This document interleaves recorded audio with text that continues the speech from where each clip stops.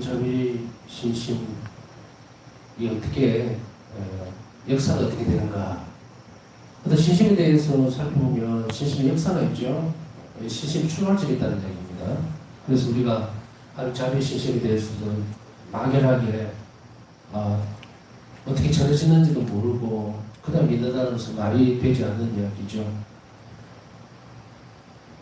몇 번 방송에서도 말씀을 드렸던 것 같은데, 제가 1997년도에 메주거리를 갈 때 그때의 신자들이 가지고 있는 그 기도 프린트물이죠. 거기에 이 자비 기도가 들어있었어요. 그래서 그때 생각은 아직도 생생합니다. 공항에 이렇게 앉아있는데 어떤 자매님이 신을 기도하시죠 이러는 거예요. 그래서 참 그 선주훈련을 같이 가다 보면 참 부담스럽습니다. 어떻게 보면 너무 기도 많아요. 너무 기도 많아요. 버스 타고 계속 기도하고 있고 얘기도 좀 하고 이러고 싶은데 계속 기도를 하니까 그 안 따라가면 또 뭐 시부가 저러냐 이럴 수도 있고 이래서 꼭 참고 따라는 가는데 그날따라 공항에서 이제 첫 인사도 해야 되고 잘 모르는 분들도 많은데 갑자기 됐던 기도하시죠 하더라고요. 그래서 그래요 이랬더니 책자 몇 페이지에 있는 기도 바치겠습니다. 그런데 보니까 생전에 보도 듣도 못한 기도를 바치는 거예요. 그래서 이게 무슨 기도입니까? 이랬더니 한 자리 오다 기도라고 얘기를 하더라고요. 그래서 같이 바치다 보니까 이 기도가 참 묘하다. 참 은혜롭다는 생각을 먼저 가졌어요. 그러고 나서 이제 그 뒤에 그 기도를 이제 메주거리 순례 동안에 계속 바치고 있다가 돌아와서는 이제 의문이 들기 시작한 거예요. 이 기도를 어떻게 시작했고 이거 무슨 의미인가? 묵주기도 역사도 있죠. 우리가 분명히 알고 있다시피 그러니까 근거가 분명히 있는데 이 기도의 근거는 도대체 누구 어디일까? 그 기도 바치는 분들이 모릅니다. 한 명도 몰라요. 그래서 여러 군데에다 확인을 했는데도 결국은 알아내지를 못하고 기껏해서 겨우 이제 알아낸 게 뭐냐면 어떤 수련에 의해서 이게 전달이 됐다. 뭐 그 정도. 어떤 성인이 그때는 성인이라는 말도 안 쓰고요. 성인공 안 올랐으니까 복잡되거든요. 그때 기간을 지내고 3년을 헤맸죠. 정말 헤맸어요. 우리나라의 이 자비 사고에 대해서는 다 지금 근거가 없는 거예요, 이게. 그래서 이렇게 찾고 기도하고 또 인터넷에서 다 뒤져보고 그 길 끝에 이제 한 3년 정도 걸린 것 같아요. 90주년부터 2000년 2월에 이제 폴란드 자격증 순례를 가기 전까지 이제 모든 것이 이제 연결이 되는 거예요. 그 연결된 그 순간이 아마도 제 인생을 결정짓는 중요한 요인이라고 생각하는데 여러분들은 마찬가지로 위에 떠 있는 것을 가지고 가면 안 돼요. 어디서 시작했고 이것이 왜냐하면 그 시작됐을 때 그 지점을 잘 알아야 예수님께서 왜 이것을 우리에게 주셨고 그리고 예수님이 원하시는 것이 뭔지를 알아야 그 길을 따라가죠. 그냥 막연하게 위에 뭔가 기름 같이 동동 떠 있는 것만 걷어갖고 안 됩니다 절대. 그건 이 세상을 살아가는 데 있어서 조금의 도움은 될지 몰라요. 그 자비신심도 모르는 거냐 자비기도만 쭉 바쳤다. 그러나 그렇다 하더라도 자비 5단계에 대해서 여러분들 알고 있다시피 임종자에게 마지막 기막으로 죽는데도 불구하고 또 임종자가 신뢰와 아버지 선하심에 대한 그런 어떻게 태도가 있어야 그것이 은총이 돌아가잖아요. 내 자비에 이탁하고 신뢰를 드러내는 그러면서 단 한 번이라도 기도 바칠 때 여러분들 그렇게 다 하시죠. 그런 것 없이 그냥 중얼중얼 해갖고는 안 된다는 얘기예요. 그 임종자들에게 여러분들 무엇을 가르쳐 겁니까? 대부분 이럴 거예요. 저는 본다시 할 때 보면은 그것 때문에 간섭을 할 수는 없지만 옆에서 이렇게 보면 야 좋단다 기도 쳐라 복 많이 온단다 은총 많이 준단다 그런 소리 잘 들으셨죠? 그렇지 이상하게 머리말도 없고 꼬리도 없고 그냥 몸통만 꺼지면 돼가지고 참 좋은 기도고 있잖아 이렇게 하면 여러 개 안 간대 바로 천국 간단다 직천당 간단다 도대체 이게 말도 안 되는 얘기들 그것도 혹해갖고 또 따라가요. 왜 똑똑한 신자들이 이렇게까지 이상하게 됐을까? 오히려 보면은 이단자들이 떠들어대는 것들이 더 체계적으로 보일 때가 있어요. 왜냐하면 사기치는 사람들은요 얼먹는 뭐 안 합니다 절대로. 순발력도 있고 조직적이고 왜냐면 사람을 녹여 먹어야 되니까. 오히려 진실된 것에 대해서는 제대로 설명을 못하는 거예요. 이건 말이 안 돼요. 얼마나 그들은 노력을 합니까? 저 사람들이 영혼을 뺏어가기 위해서 혹은 저 사람들을 딛고 일어나서 재물을 뺏기 위해서 얼마나 머리를 쓰는 겁니다. 그런데 우리 것을 보존하고 참된 진리, 영원한 생명에 대해서 멍청하니 그냥 따라간다? 이건 말이 안 되는 이야기거든요. 어떻게 악을 저지르는 사람들은 그렇게 노력을 하고 있고 생명을 가지게 될 사람들은 이렇게 내몰라라고 있을 수 있을까? 이거는 뭐 때문에 그러니까 보니까 머리가 나쁘거나 아니 그래서 그런 게 아니에요. 사실 솔직히 이야기하면 저도 책 보는 걸 좋아하는 사람이 못 됩니다. 저는 신학교 졸업하고 나면 절대로 책을 안 보려고 생각을 했던 사람이에요. 그런데 이제 교리를 가르치다 보니까 어쩔 수 없이 교리서라도 읽자고 해서 읽는 거고 강론 준비할 때 뭐 필요한 자료도 조금 보고 있었지. 정말 신학교 때 그 공부하는 게 너무 싫었거든요. 그러니까 참 좋은 측면도 많이 있어요. 아, 하느님을 새롭게 알게 되니까. 그런데 지금 생각해보면은 정말로 가톨릭 신자들이 책을 안 읽기는 안 읽어요. 여러분들 인정하시죠? 근데 그럼에도 불구하고 왜 그럴까 그 원인을 몰랐는데 저도 분명히 고백하지만 정말 공부하기 싫어했거든요. 시험 치기 위한 공부 외에는 자발적으로 뭔가 우리 신학교 교수 친구들 같이 막 없어요. 저한테 진짜로. 그런데 이게 웬 날벼락입니까 그래. 신학교 졸업하면 다시는 공부를 안 하는 거 책을 안 읽어도 된다는 그 즐거움에 신고생활을 해야 되겠다 하고 나왔더니 이건 늦지막에 계속 공부를 안 하면 안 될 만큼 이렇게 23년째 책을 붙들고 있어요 지금. 24년째. 그런데요 제가 말씀드리고 싶은 내용은 뭐냐면 거기에서 제가 답을 찾은 게 이거예요. 왜 가톨릭 신자들이 책을 읽지 않을까? 또 뭐 기도하지 않을까? 이 답은 어디에 있냐면 지난 시간에 말씀드렸듯이 하늘 자비를 모르기 때문이에요. 하늘 자비 위대함에 대해서 알게 되면 더 알고 싶어지고 그래서 저는 뜬 눈으로 밤을 새운 적이 참 많아요. 눈이 벌겋게 가고 새벽까지 뭘 했을까 컴퓨터에서 이걸 찾아가는 거예요. 전 세계 어디에 누군가 정보를 줄 것 같아서 이 신심에 대해서 조금이라도 얘기해 줄 것 같아서 파사성경 이런 분이라고 조금이라도 더 알고 싶어서 그렇게 헤매도 답이 안 나오더라고요. 그래서 2000년대 진짜 가봐야 되겠다 하고 뛰어갔더니 아 내가 알고 있는 한 자비는 정말로 먼지만큼밖에 안 되는 거예요. 더 알게 될수록 내가 더 많이 보게 되고 이게 여러분들 제가 말씀드린 내용은 뭐냐 알아들으셨을 거예요. 여러분들이 기도에 소홀히 하거나 혹은 열정이 없거나 혹은 아까 얘기했듯이 앞도 끝도 없고 밑도 끝도 없이 중간에 열매만 따먹는 이거 이러면 조언은 충분한다. 그런 엉뚱한 신앙생활을 포기할 때가 됐던 이야기예요. 이게 원인이 뭘까? 그것은 정말 참된 셈에서 물을 끼올리는 법을 못 배웠기 때문이고 그러려면은 이 참된 신심에 대해서 우리가 분명히 알아야 돼요.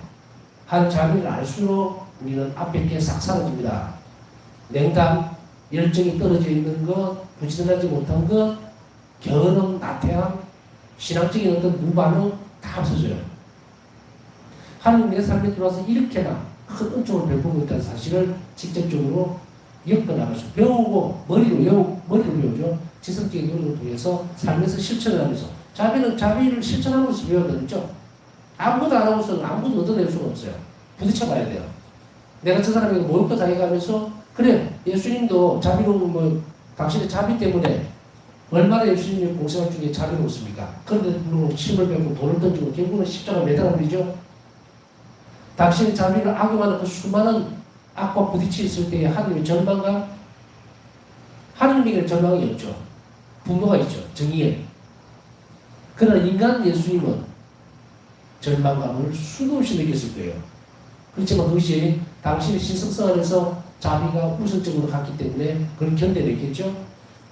심지어는 우리가 복음에서 보면 요한 사도를 너무도 사랑하셨던 예수님 모습을 볼 수가 있습니다. 사랑하시는 제자. 왜일까? 예수님은 요한에게 이런 얘기를 사도에게 합니다.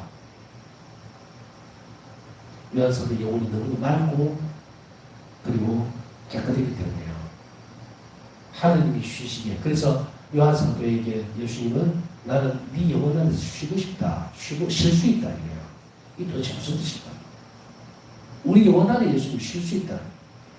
그 영혼이 하느님만을 바라보고 있기 때문에요. 요한사도의 열정, 요한 사도의 그 순수함, 하느님께만 온전히 있다고. 요한 사도의 눈은 예수님에게 떨어진 적이 없다. 그래서 결국 십자가 밑에 요한 사도가 예수님과 마지막까지 함께 하게 되겠죠. 그 사랑. 이걸 우리가 단순하게 사랑이라고 표현할 수 있습니까? 아닙니다. 인간의 죄 때문에 짓눌렀다? 아닙니다. 죄를 용서해 준다는 것은 단편적이에요. 죄 용서보다 더 큰 것은 뭡니까? 우리의 자비를 베풀기 위해서 그 자비 때문에 십자가 지고 왔다 얘기했죠. 그러면 판도가 완전히 바뀌어버립니다. 판도가. 내 죄만 용서해 준다고 내가 사람이 될까? 만약 죄만 용서해 줘서 내가 올바르게 정말 하나님 마음에 드는 사람이 된다면 얼마나 좋겠어요. 절대로 안 됩니다. 죄 용서는 그냥 출발할 수 있는 것 뿐이에요. 마치 차로 보면 시동을 거는 거예요. 부릉부릉 하고. 근데 절대로 내가 그 악셀레터를 밟지 않으면 안 나갑니다. 차는 죽은 안 나가요. 사이드 다 당겨놓고 브레이크 밟고 있으면서 나가기를 바란다? 있을 수 없는 이야기예요. 인간의 행동과 이 부분들을 정확하게 보기 위해서는 우리는 이것이, 이 신심이 어떤 역사를 가지고 있고, 그리고 거기에 처절하게 예수님은 왜 인류에게 이것을 원하고 있는지를 내 삶 안에서, 내 역사 안에서 받아들여야 돼, 내가 왜 수도자로 살아야 되고, 내가 왜 성직자로 살아야 되고, 내가 왜 그리스도인을 불리고 살아야 되고, 그럼에도 불구하고 가장 행복해야 되는 우리 자신들이 왜 비참하고 고통 속에서 똑같이 이렇게 찌그러져가 있느냐, 이거예요. 그것은 희망이 없다? 그 말로 되어지지는 않습니다. 예수님의 지독하게 나를 사랑하는 그 자비로움을 몰랐기 때문이에요. 우리가 어떤 때는 이런 것을 견뎌낼 수 있는 가장 큰 힘은 뭡니까? 그건 무엇이었을까요? 우리가 14절을 보면 십자가에 의해서 예수님이 넘어졌을 때, 그때 그 쿵 하고 넘어지는 순간에 누구와 눈이 마주쳤을까? 십자가에 못을 박을 때에 그때 성모님, 예수님은 외마디 소리만 딱 내뱉습니다. 얼마나 고통스러우면 딱. 그러나 그 뒤부터는 시금소리 하면 되지 않았습니다. 왜일까요? 그 순간에 똑같이 동참하고 있는 어머니와 눈이 마주친 거예요. 여러분들 이 상황들을 내 삶으로 가져와야 합니다. 예수님 순환의 묵상이라든지 이거를 잠에 3번 얘기하면서도 설명하면서도 그랬지만 예수님 시선과 십자가에서 닮은 그 시선, 예수님은 왜 나 때문에 저렇게 매달려 계시는가? 이 세상에 내 부모도 내 형제도 내 가족도 아무도 하지 않는 그 희생을 예수님은 왜 하고 있을까? 나를 위해서. 그걸 한 번쯤 기억해야 될까요? 이것이 우리 삶을 뒤집어 놔야 됩니다. 그래야만 살아야 되죠. 하나님 자비를 알기 위해서는 이 순환을 뒤집어 놔야 돼요. 그 노력 없이 산다? 결국 우리는 하나님을 알지 못합니다. 하나님 자비를 알려면 이러한 것들, 예수님 순환의 의미, 내 삶의 의미와 동일시돼야 돼요. 그래서 예수님께서 십자가상에서 나를 보고 있는 그 시선, 그 자비 시선으로 내가 세상 사람들을 보지 않으면 우리 예수님과 결코 하나가 될 수 없어요. 우리는 이런 노력들을 위해서 배우고 익히고 실천해야 합니다. 묵상해야 돼요. 멍 때리고 있으면 안 된다. 어떻게 보면은 세상 삶이 팍팍하다고 해서 내가 끌고 가려고 하니까 이 오늘의 하루의 삶이라는 게 너무도 무겁고 힘들죠. 머리 써야 되고 계획해야 되고. 그러나 그런다 한들 내 목숨이 누구에게 달려있는지를 안다면 우리는 쓸데없는 그런 노력들은 줄이겠죠. 나중에는 없애겠지만 이게 의탁으로 가는 길이에요. 자, 이렇게 설명해놓은 이 부분들이 얼마나 안전하고 그리고 우리가 예수님께 일치하면서 천국의 삶을 지금 여기에서부터 살도록 자비를 베풀는 것이 자비 신심이에요. 그러면 이 역사를 분명하게 하고 그 지점에서부터 확실하게 출발해야 됩니다. 버벅거리면 안 돼요. 자비 신심이 뭐냐? 그거 그냥 그래. 자비 축일이 뭔데? 야, 바울이 새끼야, 형님이 선포한 그날이야. 끝. 너무도 엄청난 일이 벌어지고 있어요. 이래서 또 다른 문제가 생기겠죠. 자, 그러면은 이런 것들을 제가 겪었던 역사에서 뒤집어 놓으니까 이렇게 나오는 거예요. 이제 여러분들에게 있어서 너무도 쉬운 길이 펼쳐져 있다. 왜? 저는 3년을 돌아서 이 도대체 근거만 알면 내가 죽기 살기 달라붙을 건데 이걸 모르겠다. 이제는 여러분들에게는 그 역사적인 부분들을 이렇게 잘 설명을 해줄 테니까 이래서 근거가 있어야 되거든요. 좀 믿음은 특히 신심에 있어서는 근거가 확실히 되고 명확해야 돼요. 그걸 내가 딱 알고 출발을 해야지 중간에 끼어들어가고 건너뛰어가지고 이 신심 좋단다 이거는 절대 있어서 안 되니까 지금부터 살펴볼 것은 뭐냐면 자비 신심의 간략한 역사에 대해서 살펴볼 겁니다. 바울사성의 생애 당시에 이 신심은 자비 신심이죠. 성녀가 속해 있던 자비 성모 수녀의 수녀들과 그것 보여성들에게 이미 잘 알려져 있었습니다. 바울사성녀가 돌아가시고 난 이후에 알려진 것이 아니고 바울사성녀가 살고 있던 당시, 살아있던 당시. 근데 이 보호소 수녀들의 그 보호소에 있던 여성들에게 잘 알려져 있었던 이 말은 보호소가 무슨 보호소입니까? 바울사성녀가 계례관자였죠. 그렇기 때문에 이것은 일종의 병원입니다. 요양소예요. 요양소고 그 다음에 또한 보호여성들이라고 하는 것은 자배성모 수녀의 보호여성들이에요. 여기서 보호여성은 보호한다는 이야기죠. 쉽게 얘기하면 도덕적으로 타락한 여성들을 보호하는 기숙사생들을 얘기하는 겁니다. 보호여성은.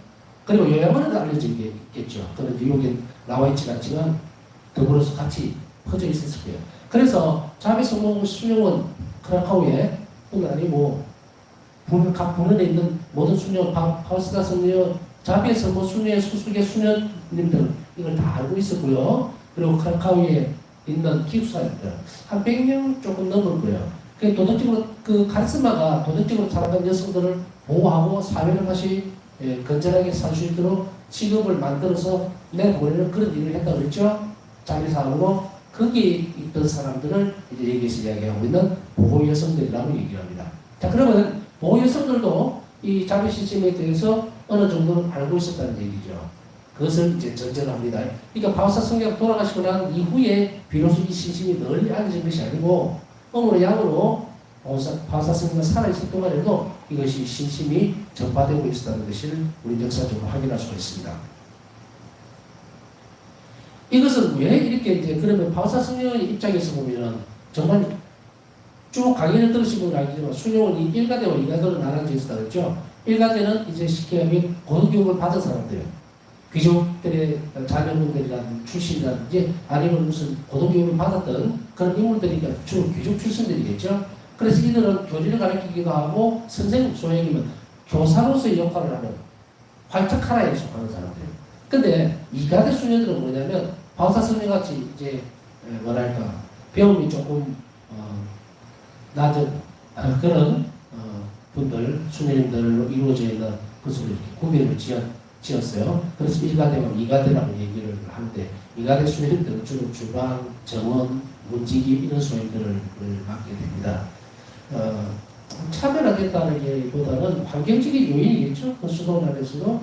왜냐하면 우리가 보면은 몸으로 육체적으로 뭔가를 할 수 있는 그런 수녀님들이 있는 반면에 또 교육을 많이 받아서 가르쳐되는 직무를 가지고 있는 그런 수녀들이 있으니까 여하튼 그것은 1가대, 2가대로 나눠져 있었어요. 그런데 2가대에 속해 있는 수녀들조차도 이 부분들을 잘 알고 있었다는 것은 대단히 놀라운 일들일 수밖에 없어요. 그런데 여기에서 바울사 성녀는 2가대에 속해 있는 수녀이기 때문에 사실은 앞으로 나설 수 있는 것은 없습니다. 그래서 어떤 모임을 하거나 토론을 하고 할 때는 2가대 수녀들이 입도 방금 못해요. 그래서 굳이 얘기를 안 해도 아시겠죠. 주로 1가대 수녀들이 나서서 뭐 교리에 대해서 얘기하고 막 이렇게 하지 2가대 수녀가 나서갖고 저요 이러고 얘기했다면 별로 좋은 모양새는 안 되는데 일기에 보면 가끔씩 바울사 성녀가 저요 하고 들어와서 쫙 얘기를 해버릴 때 깜짝 놀랍니다. 어떻게 국민학교 3학년 정도의 학벌밖에 안 가진 바울사 성녀에게서 저 수녀에게서 저런 얘기가 나올까. 1가대 수녀들은 굉장히 놀라운 일들이 있었다고 얘기를 하죠. 자, 그런데 이런 상황의 신분적인 차이, 수도원 안에서 위치 이런 것들을 고려해 볼 때에 자비 신심에 대해서 감히 드러내놓고 얘기를 할 수 있을 입장은 못했다는 것을 우리는 알 수가 있겠죠. 그래서 적어도 일가대 수녀들 중에서도 뭐 예를 들어서 수련장이라든지 아니면 이런 부류에 속해 있던 직무를 맡고 있는 수녀님들이라면 장사 수녀님들과 얘기를 한다든지 쉽게 위로 올라갈수록 고위층이죠. 접촉할 수 있고 자비시심에 대해서 이야기를 할 수 있지만 결론적으로 파사성에는 문직이 뭐 그다음에 정원직이 일이 있기 때문에 얘기하기가 힘들죠. 저는 신학교 때 우리 학장신부님하고 얘기도 못 해봤어요. 학장실에 찾아가고 뜻도 못 내고 교수 신부님들하고 얘기하고 참 힘들어가고 어떤 때는 어쩔 수 없이 지도 신부님하고 만나기가 편한데 다른 신부님들은 억지로 찾아가는 경우도 갈 수 없을 거고 이제 부재만 되고 나니까 좀 그래도 부재가 부재 스푼방은 성직자잖아요. 하위 성직자지만 그때는 이제 좀 이렇게 주눅이 들을 일이 없으니까 가서 얘기도 하고 만나고 이러는 경험이 있지만 1학년, 2학년 때 우리 때는 감히 그 길을 가서 말을 한다. 글쎄요. 제 기억에는 학생신부님 저쪽에서는 이쪽으로 피해서 가고 이랬던 기억이 있어요. 어쩔 수 없이 마침 인사하지만 그만큼 이제 어렵고 이랬던데 그 상황을 생각해보면 파사성녀가 이가대 수녀면서도 동시에 엄청나게 자비신심에 대해서 알려주라고 하는 예수님의 그 요구를 받았을 때에 장사님이 얘기도 하고 이랬을 때 그 마음의 고생은 말도 못할 만큼 심했을 건데 자 그렇다 하더라도 장사 수녀들이 이런 파사성녀 이 수녀의 얘기를 쉽게 받아들이면서 이 엄청난 일을 사람들에게 얘기를 한다? 글쎄요. 여기에 나와 있는 시간만큼은 굉장히 힘들었을 겁니다. 저도 자비신심에 대해서 알게 되고 그 다음에 이것을 어떻게 전파하면 좋을까에 대해서 논의를 하기 위해서 피정 때마다 주교님이나 또 신부님들한테 조언을 구하기도 했지만 굉장히 힘들더라고요. 이게 신심과 관련된 거에 대해서. 성직자인 저도 이런 부분들이 많이 부딪혀 왔고 그렇게 했던 기억이 나는데 파우사 성녀의 입장에서는 평순의 입장에서는 이건 충분히 이해를 하죠. 자 어쨌든 이런 어려운 가운데 놓여있는 분위기 속에서도 놀라운 일은 있는 거예요. 그러면 이 자비신이 어떻게 전파가 되는가를 살펴보면 여기에 파우사 성녀의 영적 지도자였던 손포부치고 신부가 여기에 있다는 것을 알 수가 있게 됩니다. 손포부치고 신부는 9.1기도, 자비 5단기도 등을 수록게 만든 작은 소책자가 이 수녀에 보급되고 사용되었기 때문이다. 이 손포부치고 신부님은 9.1기도라든지 한자비 5단기도 등을 수록해요. 수록해서 만든 작은 소책자들을 수녀에서 막 보급을 합니다. 이번에 성지자고 지도신부이기 때문에 얼마든지 가능한 일이었을 수 있어요. 그래서 그 수녀원 안에 이제 역사가 이제 딱 보니까 드러나죠. 파우사성에는 아무도 할 수 없었지만 그러나 손부치고 신부님 위해서 이 초책자가 이미 발간돼서 수동란에서 사용되어졌다. 놀라운 일이죠. 그럼으로 인해서 이미 파우사성녀가 살아 계실 동안에 자비신심은 이미 전파되고 있었다 이 말입니다. 그러나 수녀들은 이 놀라운 일은 그뿐만이 아닙니다. 거기에 자비시심을 받아들이고 9.1 기도를 바치고 자비 5단 기도를 바쳤던 이 수녀님들이 이 자비시심, 이 기도문의 근거가 파우사 성녀에게서 기인됐다는 사실을 아무도 모릅니다. 그냥 손포치고 신부님에 의해서 만들어진 걸 알아요. 그렇기 때문에 이 부분들은 그렇게 놀라운 일일까 잘 알지 못하면 이 일이 생길 수밖에 없죠. 지금 우리가 자비 주기를 지내고 있죠. 자비 주기 부활절 2주일날 자비 주기를 지내는데 많은 분들이 어떻게 알고 있을까? 그냥 파우사 성령에게서 기인된 것이 아니고 자비 예수님이 파우사 성령에게 이 자비 주기에 대해서 선포해야 된다라고 강력하게 여러 차례 말씀을 하셨던 거기에 근거가 있는 게 아니고 그냥 요한복음 예수교황님이 2000년 4월 30일날 그냥 로마 바티칸에서 선포하셨다 이걸로 끝이에요. 말이 안 되는 이야기죠? 요한복음 교황님이 자비 주기를 선포하셨던 근거는 배경은 바로 파우사 성령에 대한 기인한 거예요. 일기에 기인하고 있다고. 이게 끊어져 버리니까 안에 들어있는 내용물이 다 홀랑 날아가 버리죠. 마찬가지로 파우사 성령에게서 기인했다는 사실을 나중에 알게 되면 파우사 성령에게서 주어졌던 그 일기의 방대한 양이 본문처럼 쏟아져 나오는데 여기에서도 우리가 알 수 있는 것은 이 자비 시심을 전파하는 데 있어서도 결코 예수님은 파우사 성령가 드러나지 않도록 했다는 것이 놀라운 선례입니다. 얼마나 겸손한 영혼이었는가. 정말 이걸 아무런 표시가 되지 않고 파우사 성령은 그 일을 수행했다는 거예요. 이게 하나님의 위대한 사도의 모습입니다. 얼마나 내적으로 많은 부분들을 드러내고 싶은, 자신을 자랑하기 위해서 드러내는 것이 아니고 근거를 예수님에게서 내가 받았다고 드러내고 싶어 했겠죠. 그러나 그것이 일부의 장성들과의 얘기만 되어졌을 뿐, 바울사 성령은 이제 여기서 아주 뒤로 물러나고 손바치고 신부님의 발에 의해서 이것들이 진행되어 갑니다. 그러니까 당연히 그 수도에 있는 어떤 수녀들도 바울사 성령 사후에야 비로소 이것이 그 근간이 바울사 성령이구나라는 것을 알게 되었죠. 얼마나 놀라운 일입니까? 그러나 이것조차도 바울사 성령과 성인품에 오르기 전까지 이 사실은 또 몰랐던 거예요. 그러니 얼마나 오랫동안 감춰져 있는 신비였는가를 우리는 알아볼 필요가 있겠죠. 그리고 또 당시에 크라카우 원장 수녀였던 이르네 원장 수녀는 하나님 자비 원한 기도를 산문뒤 인쇄해서 수녀들에게 보급을 했습니다. 자, 이르네 원장 수녀님이 자비 원한 기도를 저기 지금 모셔져 있는 자비 산문 뒷면에 인쇄를 해서 보급을 했어요. 그러니까 당연히 그 밑에다가 근거 파우스타나 마리아 파우스타나 과르시카 수녀 이렇게 하지 않았다는 거예요. 그렇게 할 수 없죠. 그러니 바울사 성녀는 정말 초지가 사도로서 이것을 교회의 장성들에 의해서 선거대로 또 맡겨놓고 당신은 자신의 자리로 돌아가 있었다는 이야기입니다. 자, 이르네 원장 수녀는 1937년 작은 상권을 구해서 성 요셉의 집 제대 위에 걸어놓았는데 놀랍게도 수녀들과 보여성들이 상권에 큰 존경심을 가지고 기도드리는 것을 본 거예요. 그럼 1937년이라면 년도 어떻게 됩니까? 1938년 10월 5일날 바울사성녀가 돌아가셨고 병이 굉장히 깊어졌을 때예요. 1937년. 그러면 바울사성녀는 어디 있을 때일까? 이때는 보호소에 있는 때입니다. 요양보호소. 앞에서 이야기했던 보호소가 아니고요.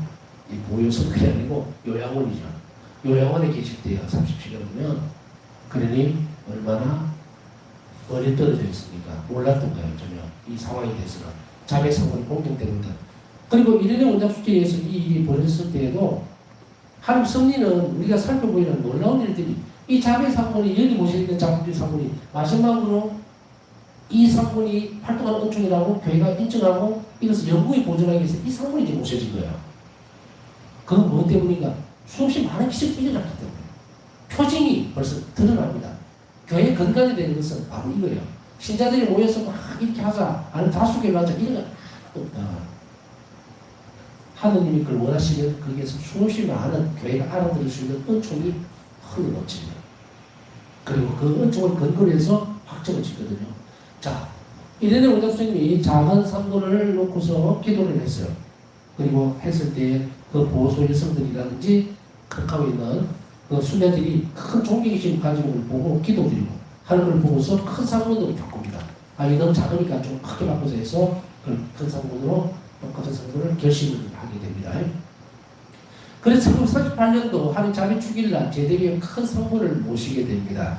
1938년도면 이미 바울사 성녀가 살아 계실 때죠. 그러나 바울사 성녀는 어디 계량 요양소에 계셨기 때문에 자기 주길이 거행되는 것을 알지 못했습니다. 지금같이 오늘날같이 전화로 해가지고 알려주고 하는 시대가 아니잖아요. 저보다 크라카오와 바울사 성녀가 머물고 있던 계량 요양소는 상당히 거리가 떨어져 있던 곳이기 때문에 바울사 성녀는 병중에서 이 사실을 알지는 못했지만 그래도 자기 주길날 1938년도 수료원에서 예수님이 바라셨던 대로 자기 사부를 축성하고 그리고 그 제대 위에 미사를 봉헌했고 감참에 대한 특별 강호도 있어서 다 지켰죠. 자기 사부 축성해서 모시고 그리고 그 미사를 봉헌하고 미사 중에 특별히 감참에 대한 강호도 있었기 때문에 이것은 자매 주길에 예수님께서 원하셨던 바라셨던 순서 그대로 전례적 공경을 다했다고 됩니다. 그러나 당시 요양소에 있던 성녀는 이 사실을 몰랐다. 아까 설명드렸죠. 바울사 성녀는 이 사실을 몰랐습니다. 그러나 몰랐다 하더라도 바울사 성녀는 가장 먼저 자매의 주기를 최초로 드렸던 인물입니다. 한자의 주기를 정해했을 때 이것이 바깥 세상으로 알려지고 이게 되지는 않았다 하더라도 최초로 먼저 자매의 주기를 드렸던 인물은 바울사 성녀입니다. 그러나 수녀원에서 1938년도에 이렇게 되어질 때 성녀는 요양소서 그 사실은 전혀 몰랐습니다. 성례 임종 후에 성례에 대한 근거는 거의 없습니다. 이제 파우사 성례가 돌아가시고 난 뒤에도 파우사 성례된 것은 쌍구적으로 없어지게 됩니다. 그러나 하나님 자비에 대한 신실이 서서히 전파되기 시작했고 작품이 묻어 있는 거예요. 자비 상분이 모셔져 있고, 그리고 9.1기도라든지 아니면은 자비 5단기도, 여기서 9.1기도라고 하는 것은 파우사 성례가 드렸던 9.1기도 개인적인 드린 기도고, 그 다음에 자비 축기를 지내기 위한 9.1기도죠. 자비 축기 전 9.1기도를 얘기하는 거예요. 그게 번쩍하고 퍼져나가면서 자비 신식 전파가 되기 시작합니다. 파우사 성령이 돌아가셨지만, 그러나 파우사 성령이 돌아가셨을 때도 이 수녀원이나 많은 사람들은 그저 평범한 한 수녀가 임종한 것으로 알고는 그 나머지는 다 덮여버립니다. 그런데 어떻게 되느냐? 한 성도는 이제 이렇게 씨를 뿌렸던 모든 일들을 통해서 하나님은 자비 신심을 불러일으키기 시작합니다.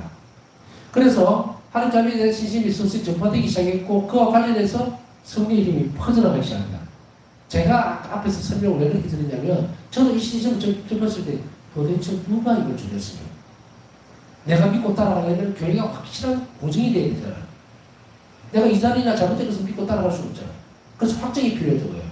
그런데 거기 보니까 이미 제가 2000년도에 갔을 때는 2000년 2월에 갔을 때는 복자였어요. 복자라서는 충분히 모든 것을 받아들이고 믿을 수 있죠. 그런데 4월 30일날 수석이 되셨잖아요. 그러니까 이 근간이 되는 이 부분들이 확정되기 전에 전파가 되기 시작해요. 그러면서 이 자비 신심이 도대체 누구에 의해서 이게 전달이 되는가, 이렇게 이제 사람들 사이에서 찾아내기 시작하죠. 그러면서 이것이 돌아가셨던 이 수녀님에서 전파가 되구나. 왜냐하면 손번지고 신부님도 당연히 이거 내가 받은 근간이 있어야 되니까. 손번지고 신부님이 예수님 활시를 통해서 이 부분을 받아들인 게 아니잖아요. 파우사성 일기가 이제 드러나게 되죠. 그러니까 파우사성기가 모든 일의 중심이었다는 것을 이제 세상이 알게 된다는 그 말입니다. 그래서 다른 것의 수녀들이 파우사 수녀에 대한 물음을 갖기 시작했습니다. 도대체가 파우사 수녀가 누구야? 이렇게 얘기죠. 수녀원이라 하더라도 다 알고 있지는 않잖아요. 인원도 많고, 여러 본원이 있고, 바르샤바에도 있고, 보츠크에도 있고, 많이 흩어져 있던, 한 자리에 모여있는 경우가 많지는 않거든요. 그렇기 때문에 거기에 있는 다른 곳에 흩어져 본원에 있던 그런 수녀들이 도대체 누구야? 우리 왜 수녀라는데 누구지? 이렇게 의문을 갖기 시작하죠. 의문이라는 게 잘못된 의문이 아니고 물음을 갖기 시작한다. 도대체 수녀가 누구냐? 당시 이 수도의 총장이었던 미카엘 수녀는 그때 당시 나치가 점령했던 폴란드 내에서 자신이 방문할 수 있는 수녀원에는 모두 방문해서 수녀들에게 이를 알리기 시작합니다. 나치는 누군지 알죠? 이때가 제2차 세계대전 때였단 말이에요. 그러니까 독일군에서 점령되어 있던 곳을 폴란드 내에 돌아다니면서 이 중요한 수녀가 모든 것을 방문합니다. 수도를 방문해서 이 파우사 수녀가 누구며 이 신심이 무엇이며 하는 것을 자세하게 알려주기 시작합니다. 그러니까 이제 총장 수녀가 났으니까 밑에 있는 수녀들은 전부 다 엄청난 신뢰를 가지고 믿게 되겠죠. 다른 사람이 어설프게 이렇게 얘기하면 뭐야 이러는데 그게 아니고 하나님 성령은 너무나 놀라운 게 바로 총장 수녀가 직접 움직이도록 합니다. 그래서 나치 치하에 있던 폴란드의 각 수도원을 전부 본원이죠. 자베스모 수녀의 본원을 돌면서 수녀들에게 직접적으로 자교단기도라든지 상원이라든지 이런 것을 가르치고 알리고, 그리고 이 근간이 바로 우리 수도의 파우사 수녀에 의해서 이것이 자비 예수님에 의해 전파된다. 자비 예수님께서 우리 수도에 있는 수녀였던 돌아가신 파우사 수녀를 통해서 이 모든 것을 하셨다고 총장 수녀가 이제 그 수도에 있는 모든 데들에게 알리게 된 면에서 파우사 성령은 자연스럽게 사후에 이 수녀원에서 천천히 알아지게 돼요. 참 놀라운 일이죠. 자, 여기에서 파우사 성령의 그 겸손함을 요구했던 예수님의 모습을 우리는 한 번 더 묵상해 볼 필요가 있습니다. 때때로 감추어져 있고, 그리고 내가 잘 알려지지 않고, 내 인생의 사람들에게서 무시당하거나 혹은 그 가치에 대해서 알아주지 않는다 하더라도 실망하지 마라. 실망하지 마라. 예수님이 내 편에 되시면 그분 모든 것이 다 됩니다. 파우사 성령에게 있어서는 세상의 것과 사람들의 존경을 일절 받지 못했지만, 그러나 그 대가로 주님을 온전하게 선물로 얻었습니다. 자, 이제 우리는 여기서 한 달람을 보면서 나는 세상 것을 포기함으로 인해서 예수님을 간절히 원하고 있는지 깊이 있게 숙고해 볼 때가 됐습니다. 그냥 복을 주십시오가 아니라 저는 이것을 버리고 인해서 저는 예수님 당신만을 원합니다라고 말했던 파우스 성령의 그 말을 내가 할 수 있다면 우리는 영성적으로 한 발짝 더 자비식지만으로 걸어 들어갈 수가 있을 거라는 이야기입니다. 네, 남은 시간 묵상하면서 오늘 기도 청하신 분들 우리가 한 자리를 이루어지길 전하면서 남은 시간 묵상하도록 하겠습니다.